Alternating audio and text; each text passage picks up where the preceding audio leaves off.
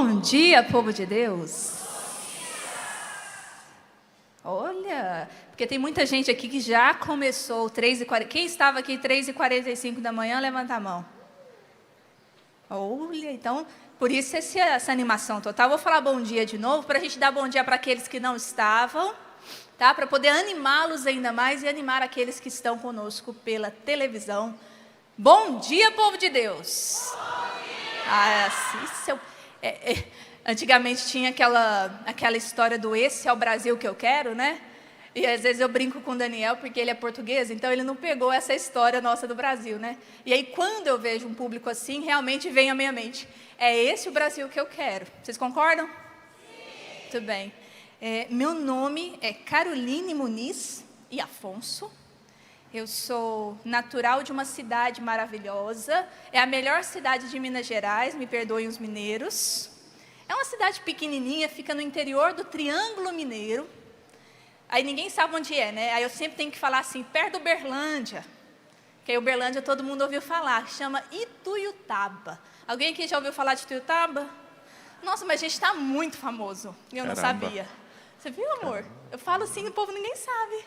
Né? Sou natural de Ituiutaba, fui missionária mais da metade da minha vida. Hoje eu tenho 34 anos, dia 19 de março, dia de São José, vocês vão lembrar de mim, porque é meu aniversário. Eu vou fazer 35 anos, mereço uma festa, espero que esteja sendo planejada. Pois, se não está, né, fica a dica. Então, como eu disse, fui missionária a maior parte da minha vida, fui um período religiosa, dos 12 aos 15, caminhei, né, vocacionalmente dentro de uma comunidade religiosa, que me apresentou, eu vou falar isso depois, que me apresentou a consagração à Nossa Senhora. Dos 12 aos 15, com 15 eu ingresso numa comunidade de vida, com uma canção nova, só que menorzinha, dos 15 aos 30.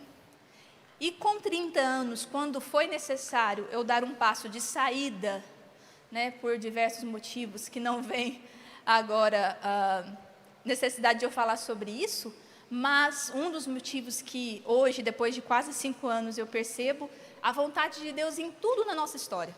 Né?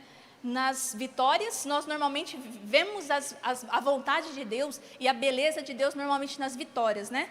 Mas quando a gente passa por um sufoco, por doença, por um monte de coisa dentro da nossa vida e da nossa família, a gente só vai glorificar a Deus de verdade lá para frente, quando a gente olha para trás e fala, então foi por isso que eu tive que passar por tudo isso. Foi por isso que Deus me permitiu passar por isso.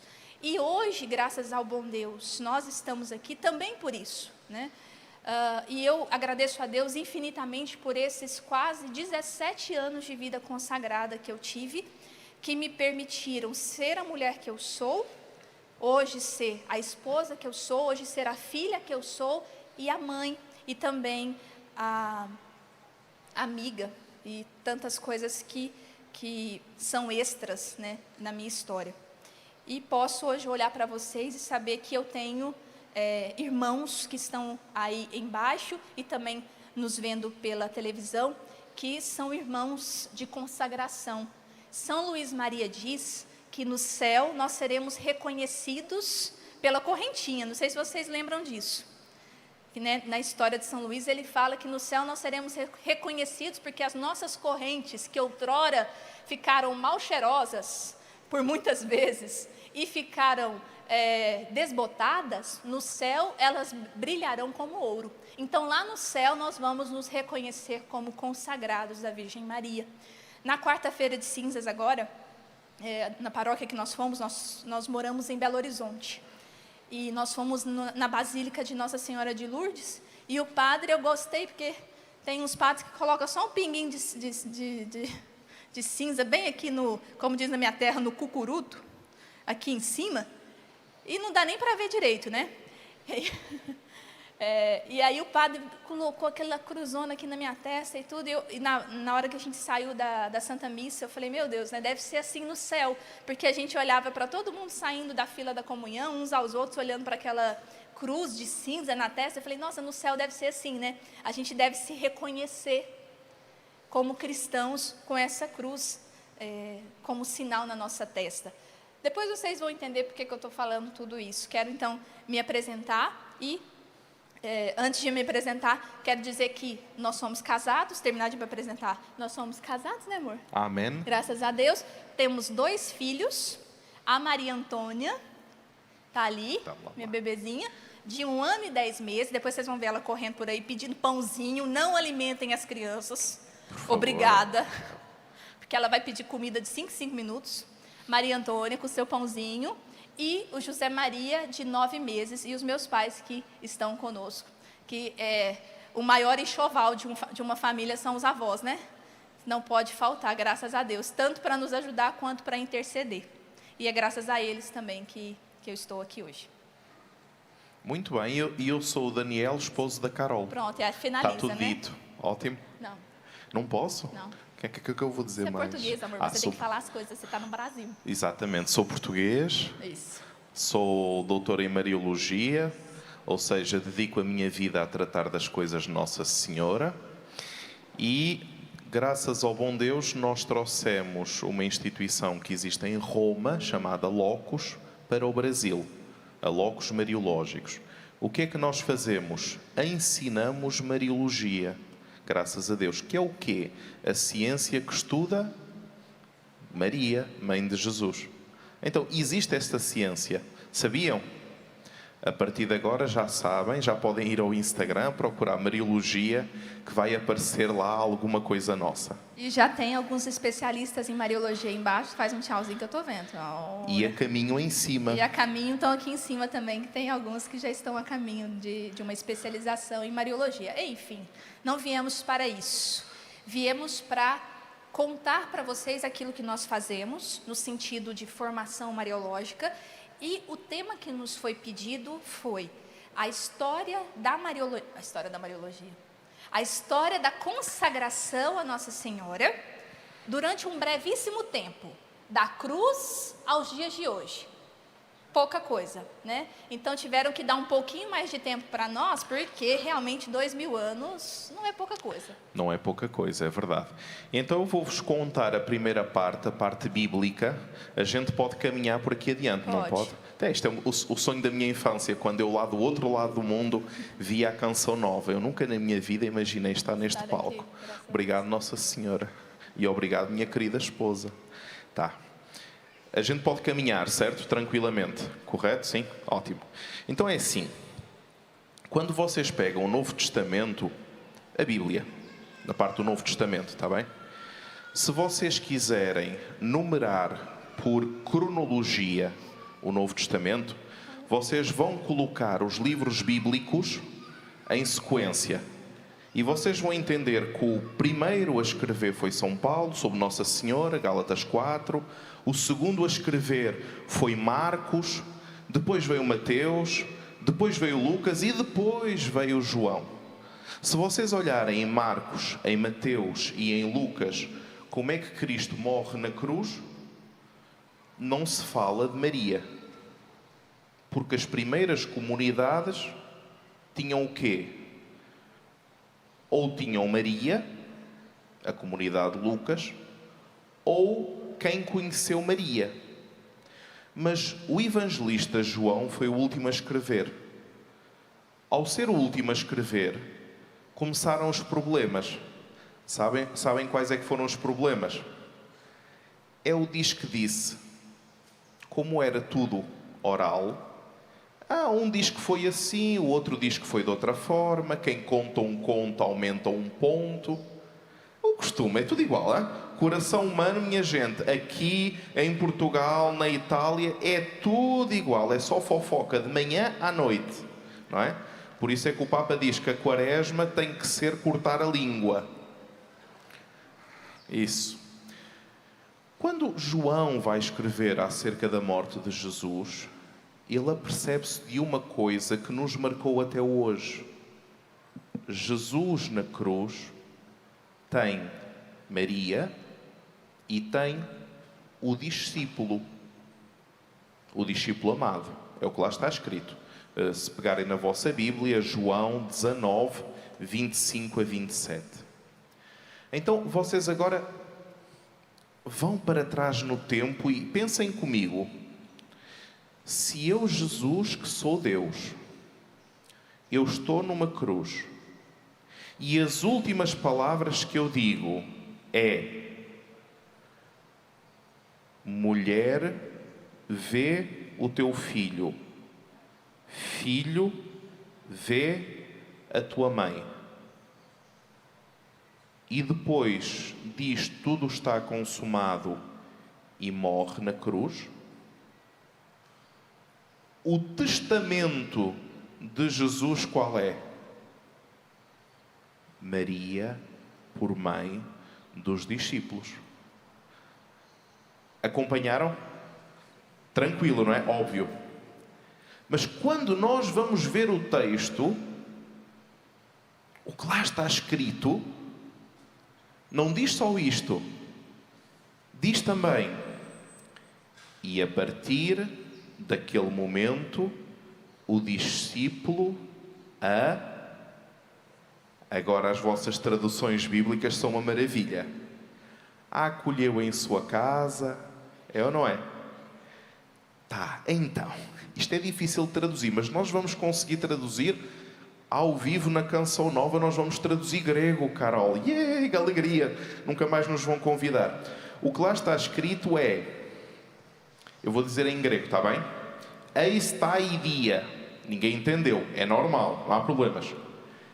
A dificuldade de traduzir é isto. Eu vou tentar traduzir.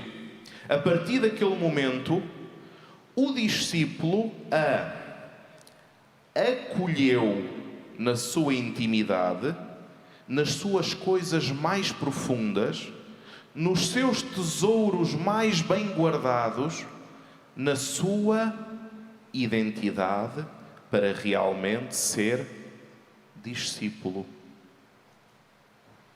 Teve lógica? Para você está claríssimo, certo? Muito bem. Então eu vou fazer uma frase e agora a professora Carol vai explicar. O testamento espiritual de Jesus no derradeiro momento da cruz é receber Jesus por irmão no Espírito, porque somos filhos adotivos. Se somos filhos adotivos, somos filhos adotivos do Pai no Espírito, e no mesmo Espírito nós somos filhos de Maria. Ou seja, Jesus não nos deixou órfãos. E isto é o que diz o texto bíblico. Só que agora vem a segunda parte. Como é que 2000 anos de cristianismo compreendeu, viveu e rezou esta realidade?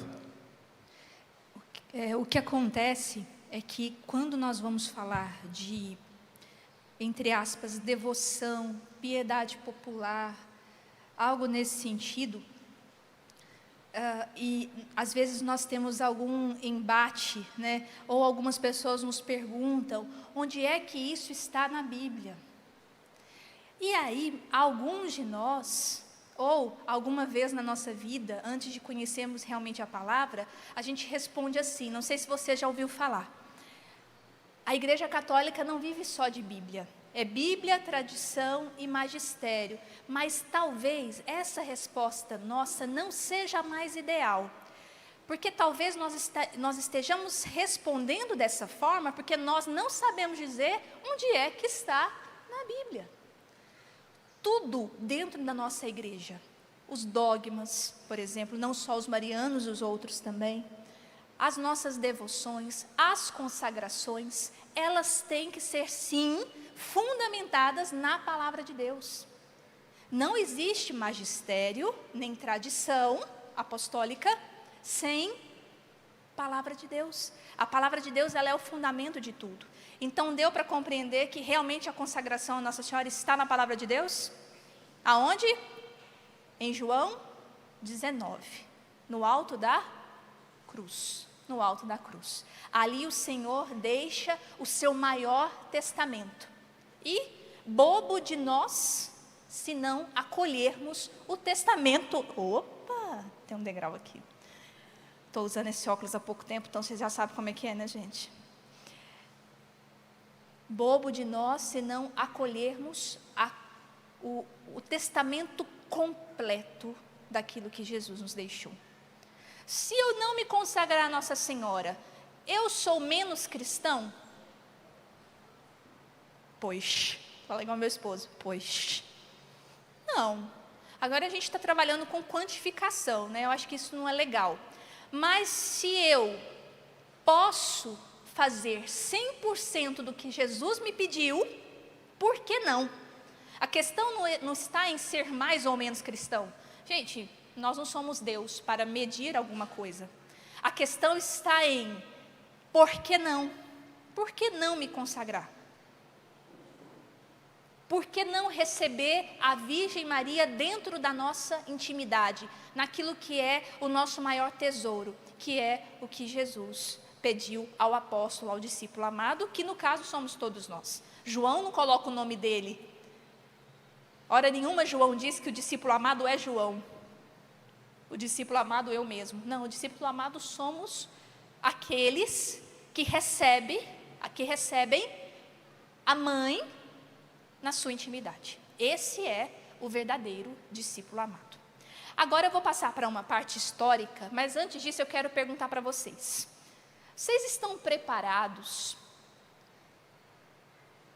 Antes disso, quem aqui ainda não se consagrou, mas está num processo para consagração? E quem já se consagrou e vai renovar, etc. Eu também. Muito bem. Vocês que já se consagraram e vocês que estão num processo, né, na preparação da consagração, vocês estão preparados para conhecer a história de 2 milênios que construíram a nossa consagração, o que a consagração é hoje, né?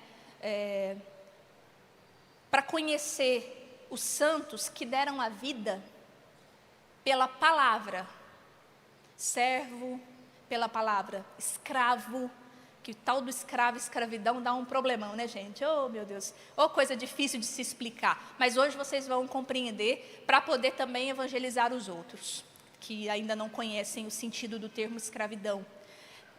Tiveram santos que deram a vida por esses termos, que deram a vida pela total consagração a Nossa Senhora. Vocês estão preparados para conhecer de fato a história dessa consagração que você bate no peito, que você coloca a correntinha aqui, cintura, cabeça, ombro, todo lugar. Mas às vezes a gente não conhece a consagração, não conhece a história da consagração, porque normalmente qual é o passo da consagração? A gente pega o livro Tratado da Verdadeira Devoção, quem fizer pelo método de São Luís, faz a preparação dos 30 dias, escolhe uma data de Nossa Senhora antes, vai até a Santa Missa, depois da Santa Missa se consagra, o padre assina lá a sua fórmula e todo ano a gente renova, é isso, não é? Mas e antes disso? Por que esta fórmula? Por que São Luís constrói aquela fórmula enorme, né? Que quando a gente tem que escrever à mão, né, até dói a mão, porque tanto que é grande. Por que ele utiliza aquelas palavras? Por que ele utiliza a palavra escravo? Ele foi o primeiro a utilizar, não foi? Quais outros antecessores de São Luís iniciaram o processo de consagração? Tudo isso a gente vai apresentar para vocês nesse primeiro momento. E eu quero começar, só para vocês terem uma ideia, talvez isso vocês já saibam. A primeira oração dedicada a Nossa Senhora, que se tem conhecimento, talvez um dia ainda possa existir outra mais nova ainda, né? Mas a primeira oração que se tem conhecimento acerca de Nossa Senhora, oração a Nossa Senhora, é o Subtum Praesidium. Vamos rezar juntos? A vossa proteção recorremos, Santa Mãe de Deus. Não desprezeis as nossas súplicas em nossas necessidades, mas livrai-nos sempre de todos os perigos. Ó Virgem gloriosa e bendita. Muito bem. Só para vocês terem uma ideia. Dogma da virgindade, século quarto. Dogma da virgindade, século IV. Essa oração, sabe de século era? 3º século, foi encontrado um papiro no Egito com essa oração, um pedaço de papiro com essa oração. No 3º século, já proclamavam Nossa Senhora como Virgem gloriosa e bendita, e já pediam a ela a sua proteção. Se ela fosse mais uma mãe no meio de tantas, ou então uma simples mulher utilizada para ser mãe do Filho de Deus, a nossa tradição pós-apostólica, que aqui nós já estamos no 3º século, a tradição que foi passada não rezaria a ela: ó Virgem gloriosa e bendita, socorrei em nossas súplicas, livrai-nos de todos os perigos. Ou seja, eles já olhavam para Nossa Senhora dessa forma, se colocando aos pés da mãe de Jesus. Ou seja, ela não era, já para aqueles séculos, entendida como uma simples mãe. Então, nós estamos no 3º século, onde nós temos essa breve oração, mas nessa oração a gente ainda não pode falar de uma consagração. Podemos falar de um culto mariano, né? Mas ainda não de uma consagração no sentido estrito, né, do termo consagração. Mas ali a gente já tem um primeiro degrau rumo à consagração que nós temos hoje. Onde que nós temos um primeiro dado de consagração?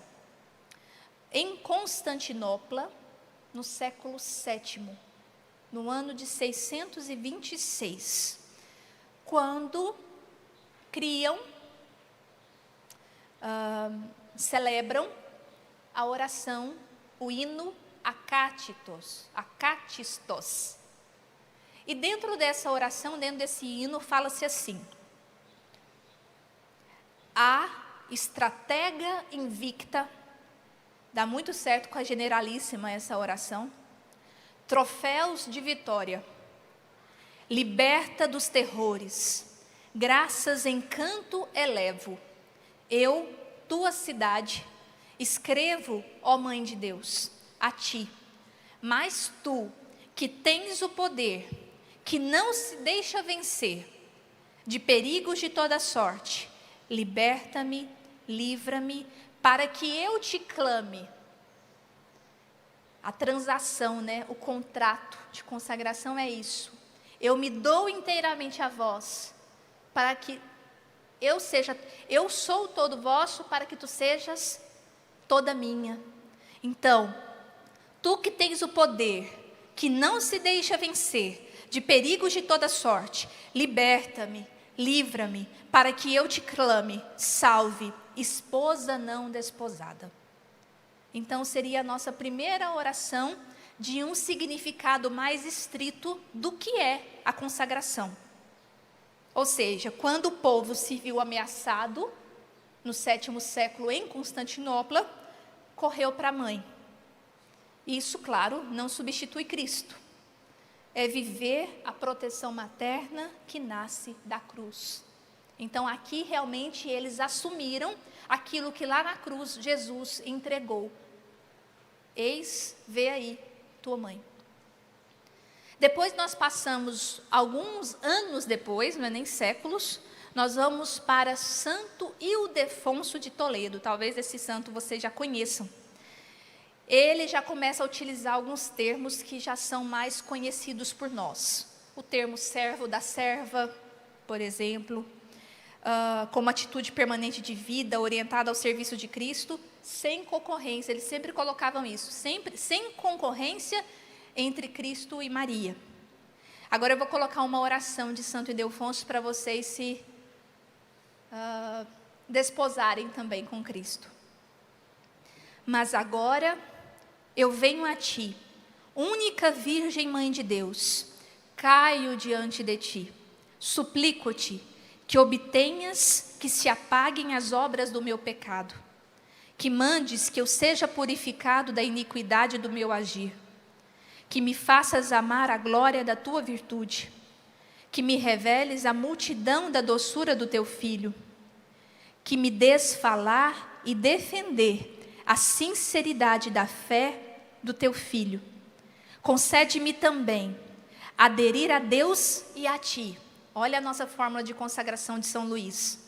Aderir a Deus e a ti, servir ao teu Filho e a ti, a Ele como meu Criador, a ti como genitora do meu Criador, a Ele como Deus, a ti como Mãe de Deus, a Ele como meu Redentor, a Ti como realidade da minha redenção.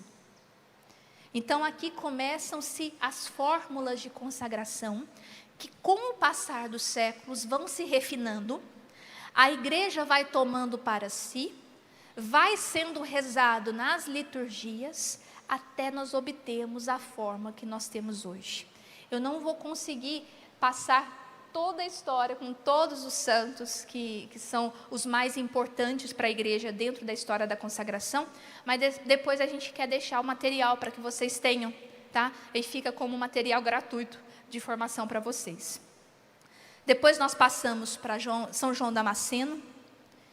Eu quero só falar também um trechinho da fórmula que ele criou, porque aí vocês vão percebendo onde é que nós chegamos com a fórmula de São Luís, onde é que ele foi retirando trechos, de onde é que ele foi retirando trechos.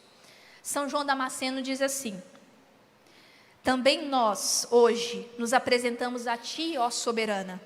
Sim, repito, ó soberana, Virgem Mãe de Deus, atamos a Ti as nossas almas, a nossa esperança, como a uma âncora totalmente firme e inquebrantável, consagrando-Te mente, alma, corpo e todo o nosso ser. É daí que começam então a consagração dos nossos bens interiores e os nossos bens exteriores. E aí vai passando os santos do primeiro milênio, Fulberto de Chartres, que é muito importante para a consagração, São Anselmo de Luca também, ainda no século XI. E agora a gente vai passar para a Idade Moderna, para chegar finalmente a São Luís Maria. Muito bem, chegamos à Idade Moderna. Eu sei que é uma viagem alucinante, mas tem que ser feito por ordem cronológica. Chegamos à Idade Moderna e nós começamos a entender que começa a aparecer a linguagem da escravidão de amor. Claro que nós hoje em dia, quando nós utilizamos fora do contexto a palavra escravatura, como é natural, soa muito mal, correto? Tá.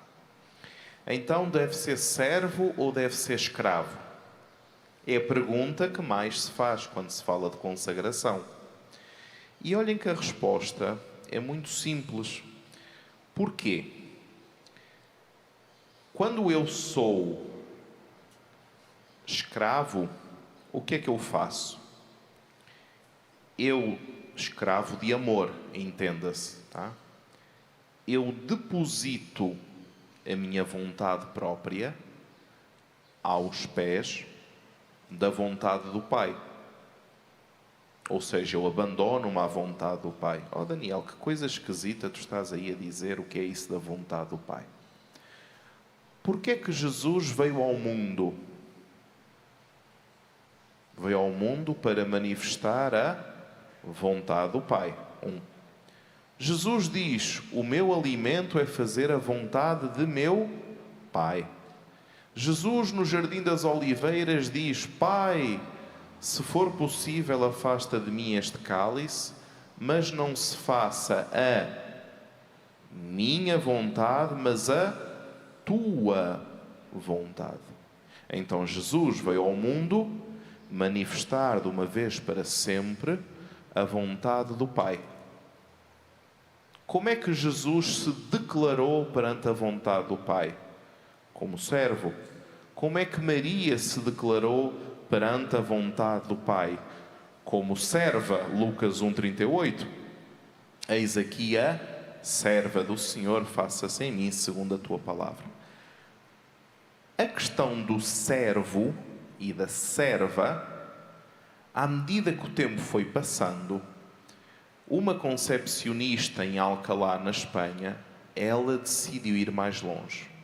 E ela foi a primeira a criar uma associação da escravidão de amor a Maria.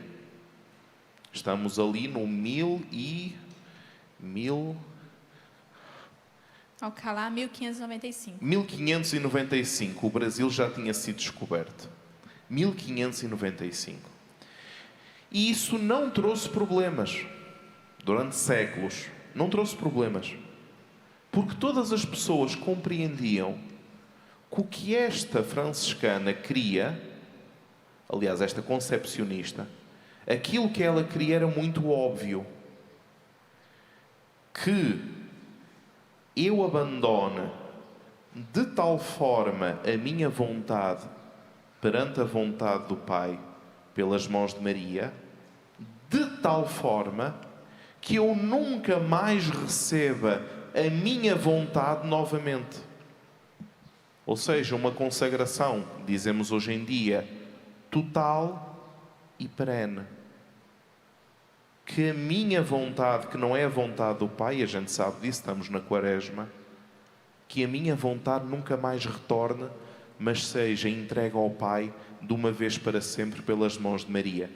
E aqui as coisas tornaram-se muito mais fortes. Tanto é que depois da escravidão por amor, o que é que nos acontece? São João Eudes, outro santo, ele vai-nos dizer a seguinte fórmula: recebe-me, Senhor, bondosíssimo, no número dos servos e filhos do teu sagrado coração e daquele da tua digna mãe, que é um só ser com o teu. O coração de Jesus, o coração de Maria, e o coração sempre foi tido como o centro da vontade. Por exemplo, quando nós nos emocionamos com a presença da outra pessoa, o nosso coração bate mais depressa, não é? Todos os dias de manhã, quando eu acordo e vejo a minha esposa, o meu coração bate mais depressa. Certo? Muito bem. E vocês também, senhoras casadas e senhores casados, correto? Correto. Exatamente. Tudo gente do bem, graças a Deus. Então, assim sendo, este desejo do coração, o que é que Maria deseja no seu coração? A mesma coisa que deseja o coração de Jesus. Então, São João Eudes une os dois corações. São João Eudes escreve uma fórmula de consagração aos corações de Jesus e de Maria. Porquê? Porque são um só. E esta é a Idade Moderna. Muito bem. E tudo isso vocês vão percebendo que são termos jurídicos. Olha só, existe dentro da igreja um direito que é chamado de direito canônico, né? Então, nós também trabalhamos com termos jurídicos. E aí, ontem, inclusive, quinta-feira, nós estivemos no Santo Flow, no podcast do Guto, e nós falamos sobre a consagração. E uma das coisas que chamou mais a atenção das pessoas foi essa questão dos termos jurídicos. Quem já ouviu falar aí, quando a gente vai cantar O Homem e a Senhora? Quando a gente vai falar como coisa e propriedade, vira um problema. E aí, quem vai cantar, o padre quer que fala filho, aí fala cofilho, e não sabe, o cantor não sabe, né? O ministro de música não sabe o que canta, quem está conduzindo, às vezes o padre quer que fala coisa, quem está conduzindo quer que fala filho, e vira aquele problema. Uma coisa que Monsenhor Jonas Abib dizia: oração não se muda. Quem somos nós para mudar uma oração? Mas eu vou além ainda, por quê? A questão está no termo jurídico e litúrgico. Com a liturgia não se brinca. Como é a oração? E quem é que trouxe, por exemplo, essa oração? São João Eudes, que traz a questão, né, que o Daniel falou agora, de coisa e propriedade. Foi ele que inseriu esse termo dentro da fórmula de consagração. Não é filho e propriedade, e dizer que não é filho e propriedade não é dizer que nós não somos filhos e que ela não é mãe, pelo amor de Deus. Vamos um pouquinho além. O termo é coisa e propriedade. O Daniel disse muito bem no podcast. O que é a coisa mais importante dentro de um país, no caso o Brasil, que é república, né? É a república. O que significa república? Na nossa aula de história a gente aprendeu. Res pública, coisa do povo. O que é mais alto dentro de um país é a república, e ela é chamada de coisa. O coisa não é menosprezar o filho. A palavra coisa, não é porque lá em Minas Gerais, no Triângulo Mineiro, chamar o outro de coisa, é diminuir, que no termo jurídico da consagração, a palavra coisa, eu estou diminuindo fiel. A coisa é a pertença mais importante, quase foi de novo, é a propriedade, é a pertença, propriedade daquele senhor, no caso daquela senhora. Então nós somos coisa e propriedade. Quem disse isso pela primeira vez? São João Eudes. E aí a igreja tomou para a liturgia essa palavra, coisa e propriedade. Depois disso, um pouquinho depois de Montfort, de São Luís Maria de Montfort, vem São Maximiliano Kolbe, que continua com esse termo, que também é jurídico, e os termos jurídicos não se mudam. Ok? E aí agora nós vamos para o nosso querido São Luís Maria. Antes de nós chegarmos ao nosso São Luís Maria, eu só vos queria dizer, ou melhor, recordar uma coisa que aconteceu em Portugal, muito simpática, agora com o texto completo, que eu tive o cuidado de recuperar. Mas eu queria vos ler isto, porque, e mesmo para quem está-nos a assistir, e para a memória futura, nós às vezes somos filhos de uma memória muito fraca, de uma história que nos quiseram esconder. E quando nós descobrimos de onde viemos, aí nós começamos a desamarrar as correntes que não são aquelas de Deus, aquelas outras da nossa identidade.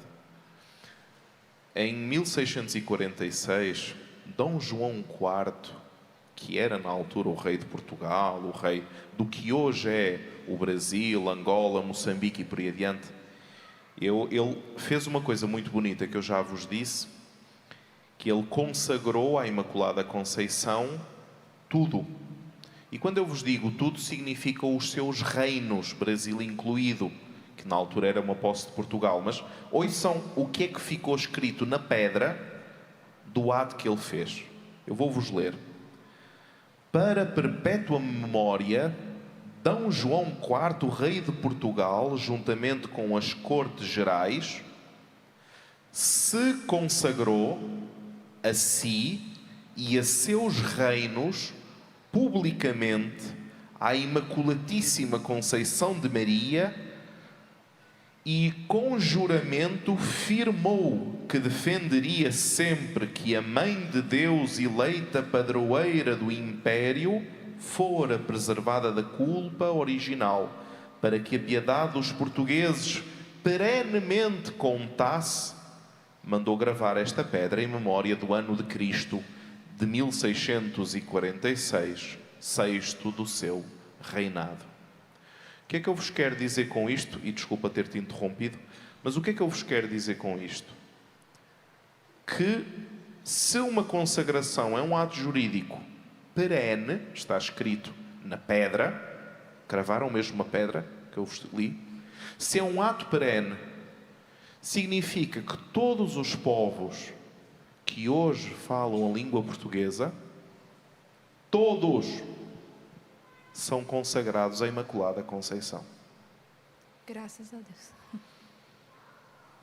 Roubaram-nos isto da nossa história, tiraram-nos isto da nossa memória. E é tão triste que uma pessoa que fala a língua portuguesa nasça neste mundo sem saber que ele e os seus pais, e os seus avós, e os seus antepassados lá para trás já foram consagrados à Imaculada Conceição. É criminoso não saber uma coisa destas, não é? Mas agora vocês já sabem e podem contar aos filhos e aos netos e aos filhos dos vossos filhos que antes mesmo de termos o país que nós temos aqui, esta terra já havia sido consagrada à Imaculada.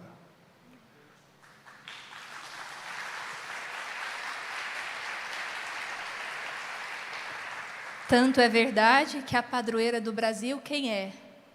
A Imaculada Conceição Aparecida. Então, de fato, Deus coroa Deus coroa. A consagração com a presença da Imaculada Conceição Aparecida, nossa mãe padroeira. Para nós finalizarmos o período, né, que nós estamos trabalhando desses 2 milênios, depois, como eu disse, nós vamos enviar um material para vocês. Nós chegamos, depois de 1 milênio e 600 anos, nós chegamos em Montfort, que o tratado, como vocês sabem, foi publicado a posteriori. São Luís morre em 1700 e alguma coisa, 1717, alguma coisa assim. E o tratado ele é publicado somente em 1843. E aí nós temos um ponto decisivo, porque antes de Montfort existiu consagração? Vocês já viram que sim, e várias fórmulas. E São Luís, ele bebe da escola teológica da França. Então, muito junto com São Luís, nós temos outros autores que já vão escrevendo fórmulas de consagração total à Virgem Maria, como é que São Luís escreve o seu tratado. Mas a consagração à Nossa Senhora por São Luís, ela tem um diferencial, ali em 1700 e alguma coisa, né, na época dele. Qual é o diferencial da consagração a São Luís? Antes disso, alguém de vocês se consagrou a Nossa Senhora por outro método, sem ser por São Luís? Ninguém? Não? Nem aliança de amor, de Schoenstatt? Então, sim, né? Isso que também é uma fórmula, né, diferenciada. Talvez a fórmula de São Maximiliano Kolbe, ninguém? A Imaculada? Tem uma senhora ali. Tem? É que eu enxergo pouco, mesmo com óculos. Tem uma senhora ali. Sim. Ai, que bom. Então, eu ainda vou chegar em São Maximiliano Kolbe. Mas qual é o diferencial de São Luís? Agora, no século XIX, quando é publicado o Tratado da Verdadeira Devoção. De todas as outras consagrações, que não eram menores, mas foi-se amadurecendo a consagração, os termos foram amadurecendo, o entendimento da total consagração foi amadurecendo ao longo dos 19 séculos, é claro. E aí São Luís, ele tem um diferencial. O diferencial dele é dizer que a total consagração à Nossa Senhora, ela significa a renovação dos votos que nós fizemos no nosso batismo. Nós e aqueles que fizeram por nós. Não no nível sacramental, certo? Porque nós renovamos o nosso batismo através do crisma, né, como sacramento. Mas a consagração, ela de fato é a renovação anual, perene, das promessas e das renúncias que nós fizemos no nosso batismo. Então, São Luís, ele traz esse diferencial dentro da sua fórmula. Todos vocês fizeram, a maioria de vocês fizeram a consagração de São Luís, então eu não vou aprofundar tanto nele. Mas eu vou passar para São Maximiliano Kolbe, por quê? Porque depois de São Luís, ainda tiveram mudanças nas consagrações. Porque nós passamos agora para São Maximiliano Kolbe, com a consagração total à Imaculada. Ele morre em 1944, acredito que vocês conheçam a história de São Maximiliano Kolbe. Ele aprofunda e também atualiza a linguagem da consagração, principalmente com uma forte dimensão apostólica. A consagração, por muito tempo, ela foi uma devoção particular do fiel para com Maria e de Maria para com o fiel, né? Mas essa devoção particular do fiel para ela. São Maximiliano, ele traz a questão da igreja, da necessidade de viver isso em igreja, entende? De forma apostólica e discipular. Por isso a necessidade de se consagrar em comunidade, na comunidade, junto com a sua comunidade. A consagração ela não pode ser mais uma devoção pessoal, particular, que eu faço na minha casa e não preciso mais da igreja para nada. Pelo contrário, a consagração, se ela não me levar mais para o serviço à igreja, ela não tem sentido algum. A consagração, eu assumo a Virgem Maria como mãe, como Jesus me pede na cruz, para servir. Ou seja, se eu sou uma consagrada, um consagrado, que uso minhas correntinhas, que faço todo o meu devocional, tudo bonitinho, faço todo ano a minha renovação, mas eu não sirvo de alguma forma, a minha consagração está manca. Para não falar outra palavra, ela está manca. Se a minha consagração não me levar ao serviço da igreja, e eu falo serviço mesmo, viu? Não é só a reunião dos consagrados. É o serviço ao seu padre, ao seu pároco, à sua igreja, à sua comunidade que você é consagrado, ao serviço. Um consagrado que não serve é uma vocação não morta. Serve para nada. Não serve para nada. Um consagrado que não serve para nada. Muito bem. Dá para fazer uma música com isso, A Eliana, que tem da consagração, dá para segunda edição. E aí eu queria só finalizar a minha parte da história, falando um pouquinho de São Maximiliano Kolbe. Por que eu não vou focar tanto em São Luís? Porque todo mundo conhece a história de trás para frente, de frente para trás. Eu espero. Assim creio, assim espero. Então eu vou falar de São Maximiliano Kolbe porque ele é posterior a São Luís. Ele opta em trazer para a fórmula as palavras coisa e propriedade, como eu disse para vocês, porque essa palavra para ele sublinha pertença e instrumentalidade dos consagrados.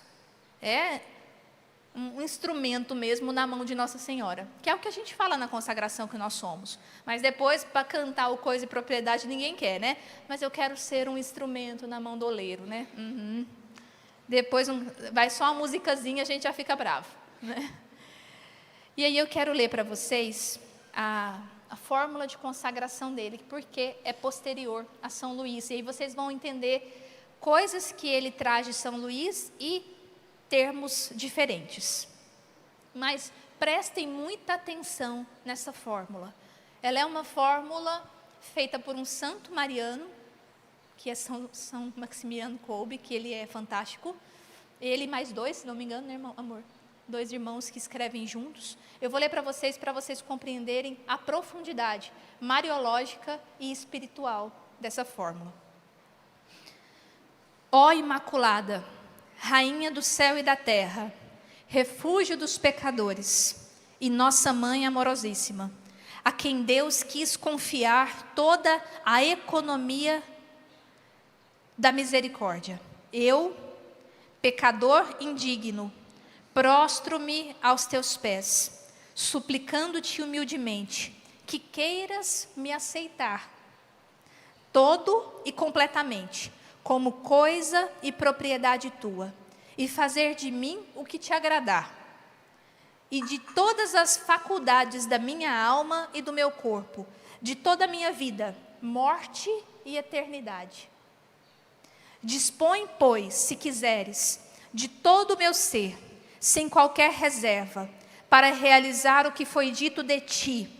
Ela te esmagará a cabeça, bem como só tu venceste todas as heresias do mundo inteiro, como diz o ofício de Nossa Senhora, a fim de que, em tuas mãos, imaculadas e misericordiosíssimas, eu me torne um instrumento útil, servir, para enxertar e aumentar, estender, quanto mais for possível, o bendito reino do Sagrado Coração de Jesus.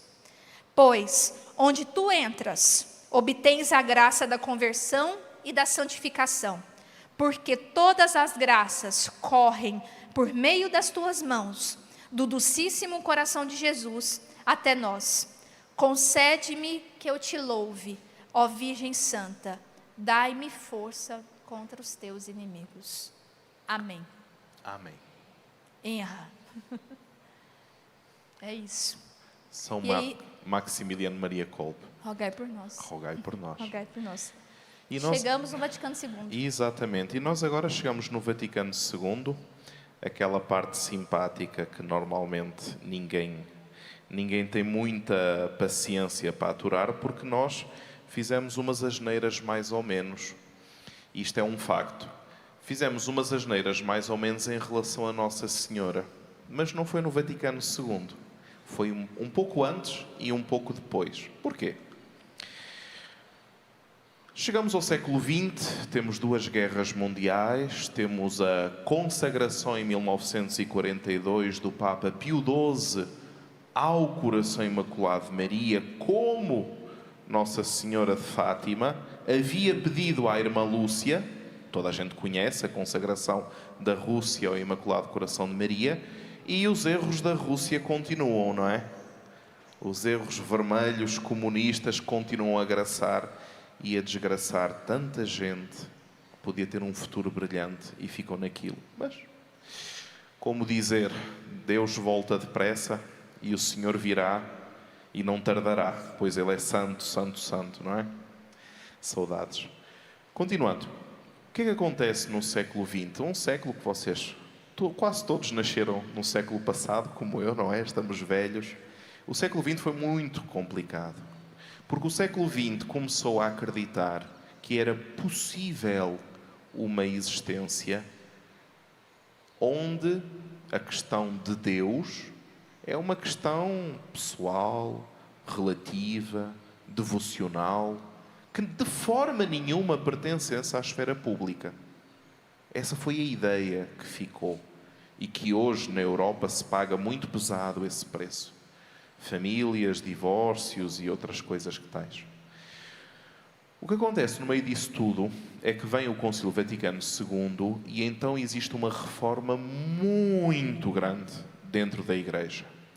Beleza das belezas, é o concílio da história que mais falou sobre Maria. Em 2000 anos, nunca um concílio dedicou tantas páginas, palavras, frases, números, documentos a Maria. Ou seja, é um concílio mariano por excelência. E imaginem só quem é que era perito teólogo, ou seja, os senhores bispos levavam os seus senhores padres como teólogos para os auxiliarem. Imaginem só quem é que era perito teólogo no Concílio Vaticano II. Se eu disser Josef Ratzinger, toda a gente sabe. Karol Wojtyła. Depois São João Paulo II. Ele estava lá. E ele viu as mudanças a acontecerem. E quando ele foi eleito Papa, acontece uma coisa muito bonita. Porquê? Se a consagração é um ato jurídico, quem é o representante máximo do ato jurídico dentro da Igreja? O Papa. Então, se o Papa consagra, quem é que está acima do Papa para poder consagrar? As conferências episcopais? Não. Os bispos? Também não. Os párocos? Também não. Os fundadores de comunidade? Também não. Então, os papas no século XX, eles começaram a consagrar a Nossa Senhora. Começaram a consagrar a Nossa Senhora. Nós temos, em 42, Papa Pio XII. Depois, São Paulo VI, em 1964. São João Paulo II, em 1981. Bento XVI, em 2005. Papa Francisco, em 2002. Papa Leão XIV, em 2025. Os papas não deixaram de consagrar a Igreja, as nações, a Nossa Senhora. Ainda parece que a questão da consagração é uma coisa devocional? Não é. E nós já o demonstramos que não é. Qual é que é o nosso problema? É que ninguém tem memória do que aconteceu. Ninguém vai atrás entender o porquê que as coisas aconteceram da forma como elas estão a acontecer. E agora ainda vou dar o último passo, e é o último, e terminamos, que o tempo é tirano. Alguém sabe qual é que foi o mote do brasão de armas do Papa João Paulo II? No brasão de armas temos a cruz e o M de Maria, lembram-se? Toda a gente se lembra, valha-me Deus, não é? Não é que a gente tenha nascido depois do ano 2000. Alguém se lembra qual é o mote do Papa João Paulo II? Alguém sabe o resto da frase? Eu vou-vos ler o resto da frase. Aliás, vamos repetir todos juntos para terminarmos? Porque é um ato de consagração a Nossa Senhora. Vamos ler juntos? Tá. Vamos fazer assim. Hoje vamos falar latim. Vamos fazer a mesma coisa que o São João Paulo II fez. E dessa forma temos uma fórmula de Nossa Senhora do Papa, uma fórmula jurídica dita pelo Papa, está lá em cima, que obrigou com que todas as pessoas que repetissem o mote do Papa João Paulo II, querendo ou não querendo, se consagrassem a Nossa Senhora. Há santos inteligentes, não há? Os santos, eles têm coisas extraordinárias. Então, eu vou dizendo em latim, que fica chique, não é? As orações em latim têm assim aquele glamour natural, não é? Repitam comigo. Totus tuus. Ego sum. Ego sum. Et omnia. Et omnia. Mea tua. Mea tua. Sunt. Sunt. Accipio. Accipio. Te in omnia. Te i mea omnia. Prebemihi. Prebemihi. Cor tuum. Cor tuum. Maria. Maria. Agora vamos ver em português, senão a gente fala estas coisas chiques, mas depois falta em português, tá? O que é que nós acabamos de dizer? Eu vou dizer bem devagarinho e eu gostava que vocês fechassem os olhos para poder degustar cada uma destas palavras. Está bem? Pode ser? Vamos dizer devagarinho. Sou todo vosso. Sou todo vosso. E tudo o que possuo. E tudo o que possuo. É vosso. É vosso. Tomo-vos. Tomo-vos. Como toda a minha riqueza. Como toda a minha riqueza. Dai-me o vosso coração. Dai-me o vosso coração. Ó Maria. Ó Maria. Enra, é assim que se diz, não é? É forte. Minha gente, gente grande. Gente grande. Eu sei que todos aqueles que também deveriam estar aqui a ouvir acerca da consagração não estão. Todos aqueles que eu gostaria de ver aí sentados a ouvir estas palavras não estão. Todos aqueles que torcem o nariz quando se fala de consagração ou que menosprezam, isso é uma coisa pessoal, isso é do antigamente. Todas essas pessoas não estão aqui. Eu sei, é normal. É normal.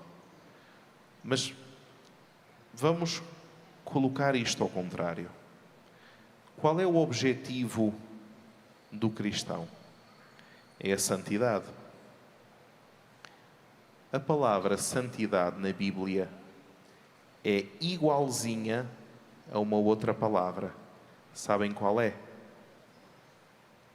Consagração. Se vocês forem ao Novo Testamento e quando Jesus diz, em João 17, ele diz santifica-os ao Pai, o que lá está escrito pode ser traduzido consagra-os ao Pai. Jesus é consagrado ao Pai no seu discurso de despedida em João 17 com os discípulos. Jesus consagra os discípulos ao Pai. Na cruz, Ele consagra o discípulo amado a Maria. No Pentecostes, os apóstolos e os discípulos, na descida do Espírito Santo, eles rezam com Maria para que o Espírito Pascal venha sobre eles. Quando nós vemos todas essas questões, tudo isto a acontecer à nossa volta, todos estes testemunhos bíblicos, testemunhos dos santos, quando a gente fala da vontade do Pai e de a gente despojar-se da nossa vontade para fazer a vontade do Pai, o que é que nós nos começamos a perceber? Que a nossa única liberdade é na medida em que nós servimos a vontade do Pai. Um dia perguntaram-me assim: Daniel, é possível ser livre e ao mesmo tempo ser servo de Deus? A pergunta, do ponto de vista filosófico, até é boa. Às vezes eu tenho alunos muito bons que me fazem assim perguntas difíceis do dia a dia. E eu fiquei com aquilo na cabeça. Como é que a liberdade casava com a questão da servidão? E a resposta é muito simples. Uma coisa é a possibilidade de escolha, que é o livre-arbítrio. Eu posso escolher. E, de facto, todos nós que estamos aqui podemos escolher. Outra coisa é se a minha escolha é correta ou incorreta. Se a minha escolha é correta, ela é verdadeira. Concordam comigo?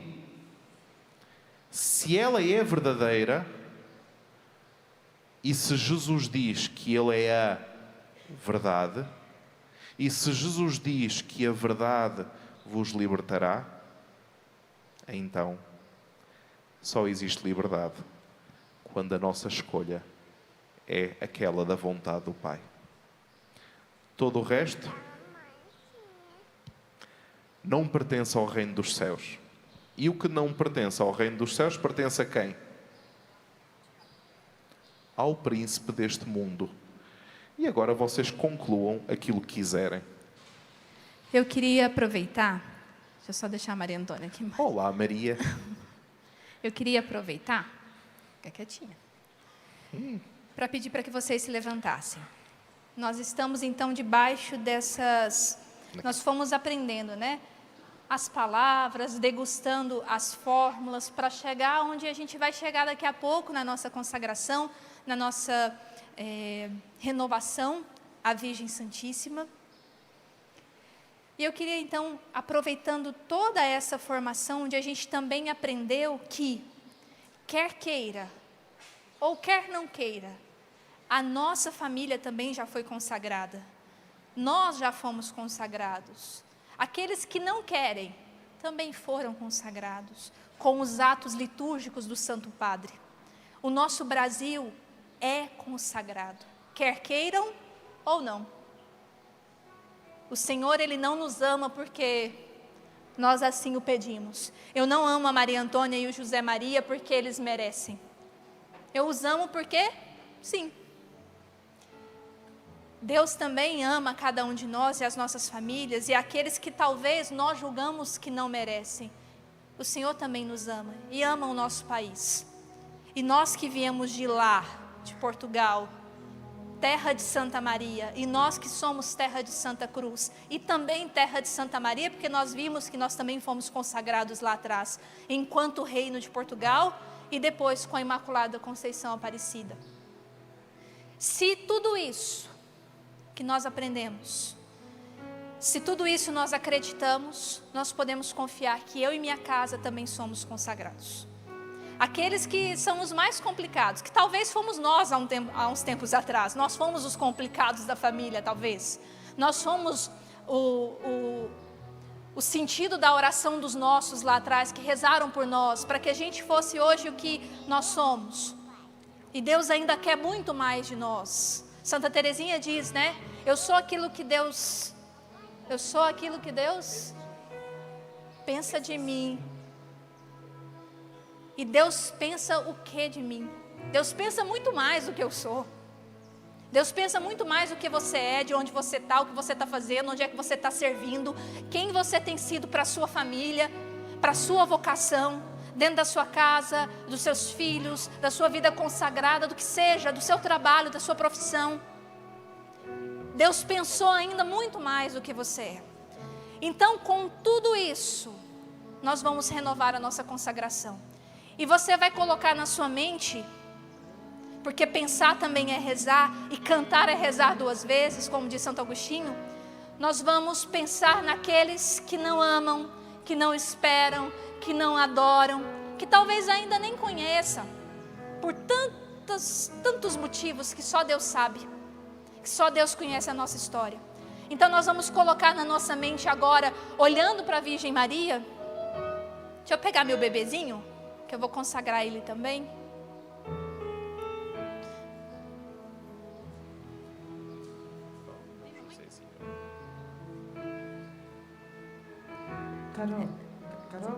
Carol. Seus pais podiam vir também. Eu acho ótimo. Venha. Pai, mãe, vem cá. Aproveitar que a família está aqui. Tão bonita essa cena, né? A família toda, né? Isso. Então pega na mão de quem está do seu lado, olhando para a Virgem Maria, coloca nesse coração imaculado que já está de fora, só esperando nós colocarmos os nossos. Coloca aqui no coração dela os seus, aqueles que você ama tanto, e imagina o quanto ela ama, se você ama tanto assim. E nós vamos cantar como você nunca cantou antes, essa música que é uma oração. Você vai cantar como você nunca cantou antes, colocando os seus dentro do Imaculado Coração de Maria. Vem o Senhor me ofertar a minha vida consagrar.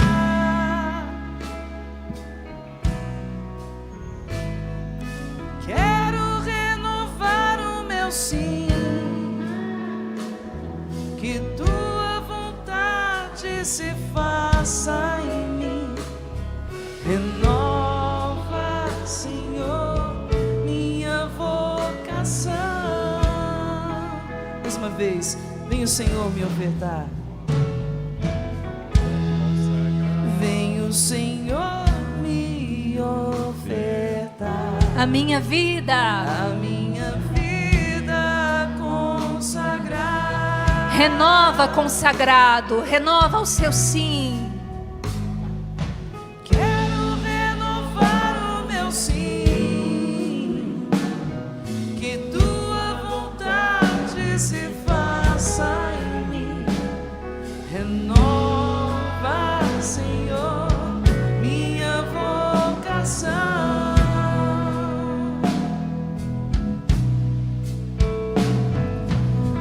Consagrado para amar, consagrado para se doar, amor que tudo suporta, amor que não dá pra improvisar.